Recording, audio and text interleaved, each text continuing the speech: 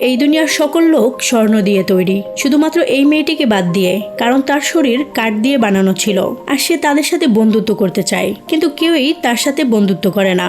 তখনই হঠাৎ করে মেয়েটি পড়ে যায় আর তার হাত ভেঙে যায়, যার কারণে ভয় পেয়ে মেয়েটি সেখান থেকে পালিয়ে যায়। সে মনমরা হয়ে তার হাতকে দেখছিল, তখন সে একটি খসে পড়া তারাকে দেখে আর সে মনে মনে উইশ করে সেও যাতে স্বর্ণের হয়ে যায়। ঠিক ওই সময়ই আকাশ থেকে একটি স্বর্ণের হাত পড়ে আর মেয়েটি তা লাগিয়ে নেয়। মেয়েটি অনেক খুশি ছিল, কারণ সে স্বর্ণের হাত পেয়ে গিয়েছিল।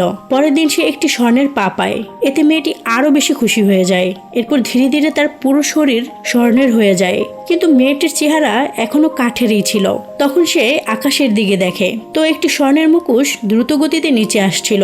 মেয়েটি দৌড়ে ওই মুখোশটিকে ধরে ফেলে। এখন সে পুরোপুরি স্বর্ণের হয়ে যায়, কিন্তু তখনই পায়ের নিচে পড়ে তার পুরনো কাঠের মুখোশটি ভেঙে যায়। এটা দেখে মেয়েটির অনেক আফসোস হয়, কারণ সে তার আসল অস্তিত্ব হারিয়ে ফেলেছে।